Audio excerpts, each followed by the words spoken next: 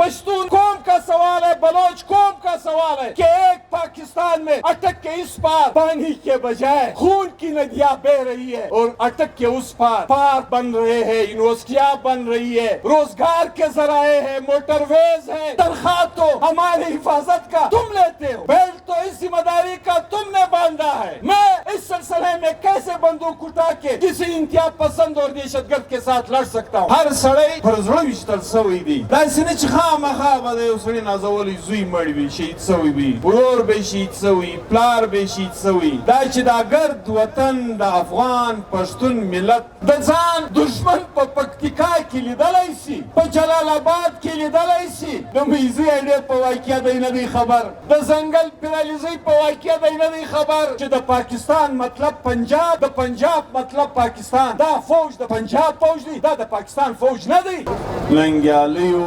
سپینږیرو، مشرانو، علماء کرامو، د سوشل میډیا او د میډیا ملګرو په دې غمیزه کې ناست د پښتونخوا ملي عوامي پارټي چیرمن، اپوزیشن لیډر محترم محمود خان اڅکزی، د پښتونخوا نیشنل عوامي پارټي مرکزی چیرمن ګران ورور خوشحال خان کاکړ، ناست ګران ورور زموږ د پښتونخوا میلمه ورور د نیشنل ډیموکریټک موومنټ مرکزی چیرمن ګران محسن خان داوړ ورور، علماء کرامو، د سیاسی جماعتو، مذهبي جماعتو اکابرینو، خصوصا د شهیدانو د کورنیو، لواحقینو، ورونو، خوندو، قبایلو، ستاسو د ټولو په اجازت ګرانو وطنوالو، که یوه خواته پر ډېره درنه غمیزه یو ځای یو، ډېر تکلیف ده ماحول دی، نن نیمې درځنې ته ورځې ورسېدې، شهیدان پراته دي، کام پر راټول دی، هر سړی د زړه په وینو ژاړي، په ظاهره که هر سړی په تن ښه جامې ځان ښکاره کوي، خو زړه یې ژاړي. ځکه ګرانو وطنوالو، که زموږ د کام دا ویر د صدیو د کلونو بعد یو ویر وای، کورونو کورنیو دا ویرونه په صدیو لیدلی، نو بیا به خلکو ته یو څه دا کار نابلده ښکاره کېده، د ځان غمیزه نه د کور غمیزه به یې ګڼله. دا چې کام وطن هره ورځ در حساب وتلی د غمیزې دې کمبلې ته راځي، د دې یو بنیادي وجه ده د ګرانو وطنوالو چې هر سړی خوږ دی، هر سړی پر زړه ویشتل سوی دی. داسې نه چې خامخا به د یو سړي نازولی زوی مړ وي، شهید سوی وي، ورور به شهید سوی، پلار به شهید سوی. دا چې دا ګرد وطن د افغان پښتون ملت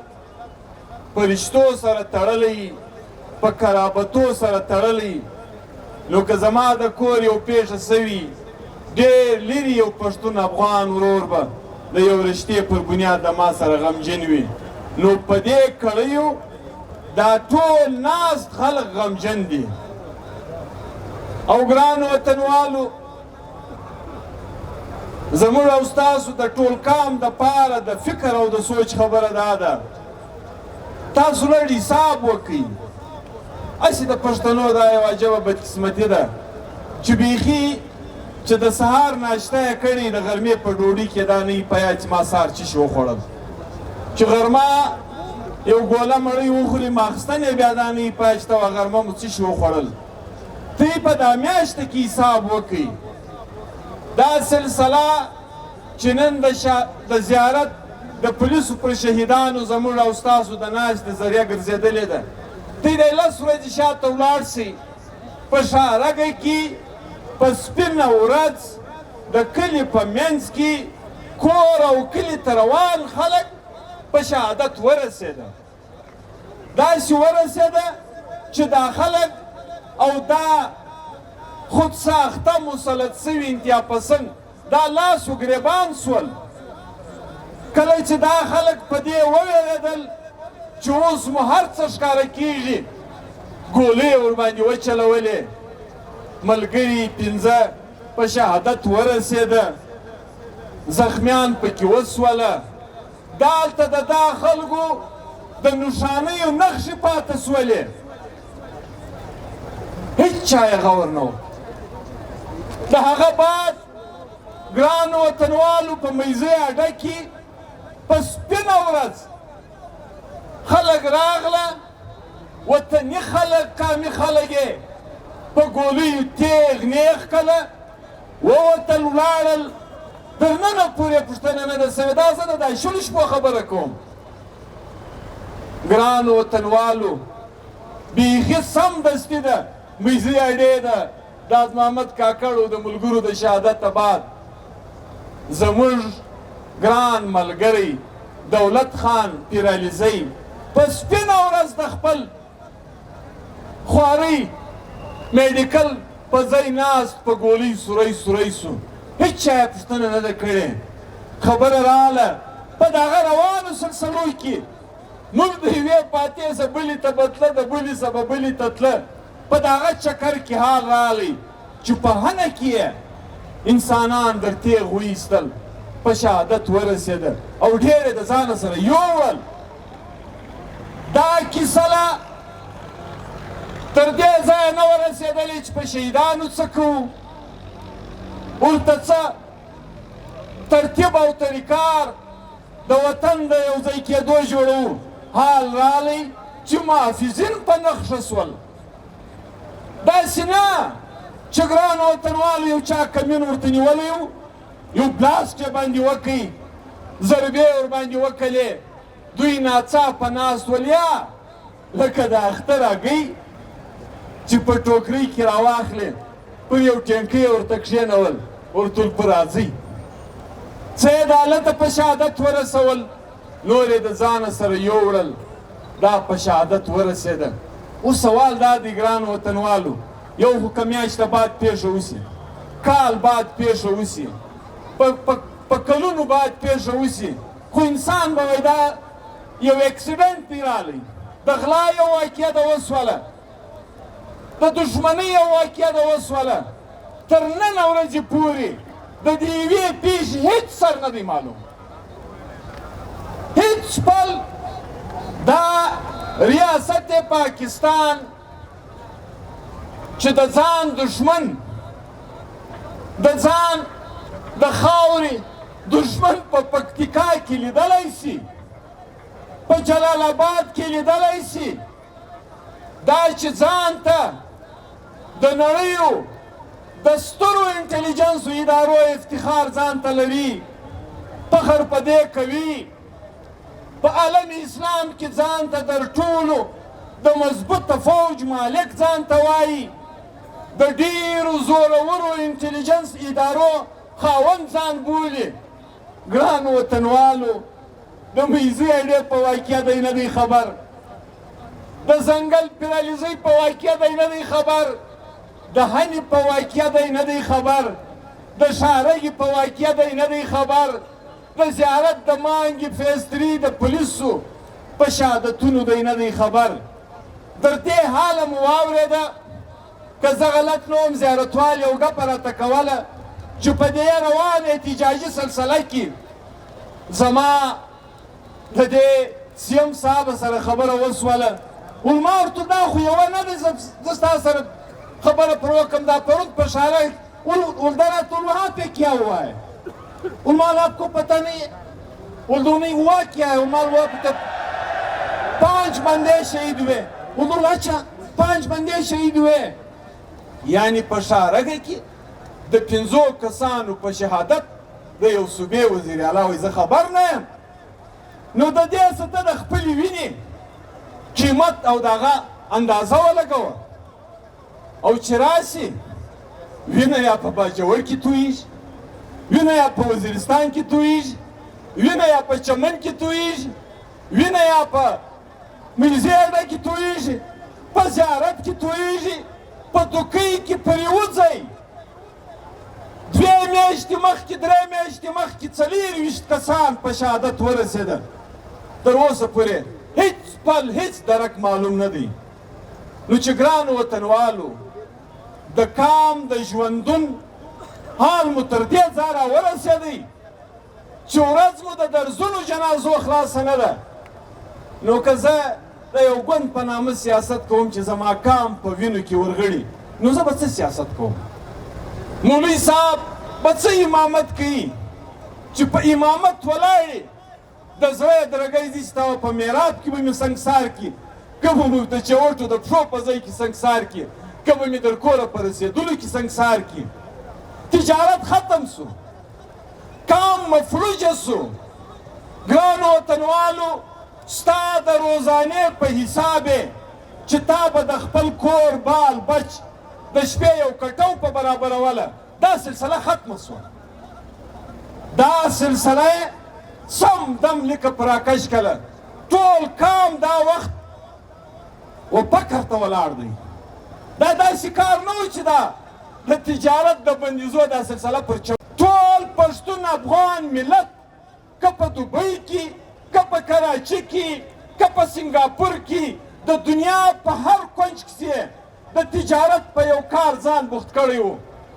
هدف و تګ و راتګ و مرکز یې د رانیولو د خرڅلاو چمن او د ویش واډر و د دې ګرد کام خلاص کړي او داسې خلاص کړي چې الټرنیټ هیڅ نه در کوم او ګرانو وطنوالو دا خو زما او ستا د سر کیسې دي دا مو د تجارت کیسې دي بله دښمني ټول وطن یې په اعلانیه د فصل د تاریاکو ته حواله کړه دا چې تا په جیب کې د ګرام په حساب در 12 دی که در 15 دی ګرامه بالا نشي مواد راخیستي دی وایي پر دې باندې 9 سی ده که کومه دفعه ده ولګېده تا منشیات خرڅول ستا دپاره 25 کاله سزا ده نن زموږ کام مارکیټونه د منشیاتو فروشي جوړ کړي دي د ده په سرپرستي کې په هر شي د ده پوره حساب کتاب دی په عبدالله خان کې د کاکاجي پر برسۍ موږ پروګرام و ما اس یو خبره وکړه ما زما معلومات دا دي چې په عبدالله خان ضلع کې په دې تېر کال په فصل باندې په حساب در 30 کروړه زیات دي ډي سي و کرنل و ډي پي و تر اسلام آباد او تر کوټې سره ویشلي دي یو رسالدار میجر مخامخ ولاړو ما ته وې اصغره ته ډېر غلط حساب چا در ښوولی دي 80 کروړه روپۍ ول په حساب د دوی در جیبو ورسېدې دا کومه دښمني ده تاسو په دې دښمنۍ سر خلاص کړئ ګرانو وطنوالو دا ویر دا غم د دې وطن سره لا شروع زموږ کام زموږ وطن توپک سالارانو ته حواله هر کوڅه کلی ښار وطن دا توپک سالارانو ته حواله سو ما ته وایي تا ته وایي وایي لښکر جوړ که پر هنه دروازه پر زرغونه دروازه نو چې مولانا فضل الرحمن صاحب دا خبره کوي چې تنخواہ تو ہماری حفاظت کا تم لیتے ہو بیلٹ تو اس ذمہ داری کا تم نے باندھا ہے میں اس سلسلے میں کیسے بندوق اٹھا کے کسی انتہا پسند اور دہشت گرد کے ساتھ لڑ سکتا ہوں نو ټول تاسو فکر وکړئ ګرانو وطنوالو که چیرې دا پرون د مولانا دا څو ټکي چې استعمال کړه په قصور کې. نو که چیرې دا ټکي غلط وي او دا فوج د ټول پاکستان وي، نو بیا خو په کار دا ده چې د مولانا په دې تقریر په بلوچستان کې هم خوا بده سي، په پښتونخوا کې هم خوا بده سي، په سند کې هم خوا بده سي. نو یو پنجاب ولې په دې خوا بدوي؟ وجه دا ده چې د پاکستان مطلب پنجاب، د پنجاب مطلب پاکستان. دا فوج د پنجاب فوج دی، دا د پاکستان فوج نه دی. که دا د پاکستان فوج وي نو بیا خو په دې باید ټول خوا بده کړي. او چې موږ خبره کوو پر یو بل پلیټفارم دوی خبره کوي، اوس په دې روان مذاکراتو کې وایي पाकिस्तान दहशतगर्दी का शिकार है, पाकिस्तान में दुनिया मुदाखिलत कर रही है. बाबा पाकिस्तान दहशतगर्दी का शिकार नहीं है. बलोच पश्तून अक़वाम इंतहा पसंदों के हाथों मर रहे और अपनी बका से दो चार है. पाकिस्तान को कोई मसला दरपेश नहीं है. पूछना चाहते हैं कि क्या पंजाब में साल में, 1.5 में, 2 में, 5 में, हम ये नहीं कहते हैं कि खुदा न खस्ता रोजाना की बुनियाद पर वहां पे बम क्यों नहीं पटाए जाते, दहशतगर्दी के वाकयात क्यों नहीं होते. लेकिन एक सवाल है हमारा, पश्तून कौम का सवाल है, बलोच कौम का सवाल है कि एक पाकिस्तान में अटक के इस पार पानी के बजाय खून की नदियां बह रही है और अटक के उस पार पार्क बन रहे हैं, यूनिवर्सिटियां बन रही है, रोजगार के जराए हैं, मोटरवेज है, एक्सप्रेसवेज है. तो फिर हम सवाल न करें तो फिर क्या करें? ग्रान वतन वालों, चितवा द इंतहा पसंदी और दहशतगर्दी चमन शिकार दी, वजीरिस्तान शिकार दी, पेशावर शिकार दी, देवई जश्क पाकिस्तान शिकार दी. और द पाकिस्तान मसला न है, द बलोच पश्तून मसला है. دا چې زما کام خدای شتمن کړی دی، د الله پیرزوینه سوې ده، زه یې د یو شتمن وطن مالک کړی یم. ته پر شتمنه پښتونخوا مولانا خانزیب وژنې چې ته د کام د ډبرې ذکر ولیکې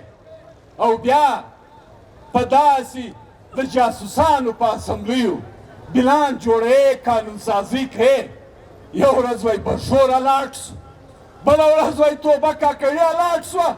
خانوزی الاټ سوه. چا الاټ کوه، چا ته الاټ که، څوک یې مالک دی او څوک به خوري. د وطن پر شتمنۍ دي پوره ځګر غوړولی دي. تا ته 15 کسه په لاس درغلي دي جنګي منافعخوران چې هغه په خپل قام، وطن، سیمه کې د کونسلر حیثیت نه لري. کور چاته نشي ورښکاره کولی، مهمان خانه چاته نشي ورښکاره کولی.